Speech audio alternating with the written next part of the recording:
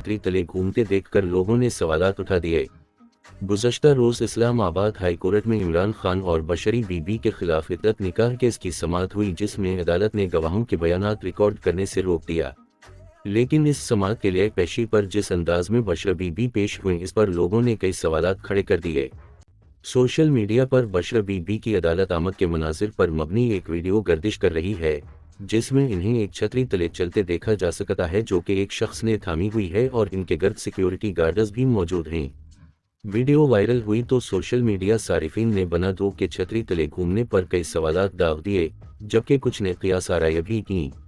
एक सारिफ ने सवाल किया कि आज इस्लामाबाद में बारिश हो रही थी, जबकि कुछ ने छतरी थामने को गुलामी और इसका नेकसट लेवल करार दिया। एक सारिफ ने तो इस काली छतरी को जादू टोने से ही जोड़ दिया।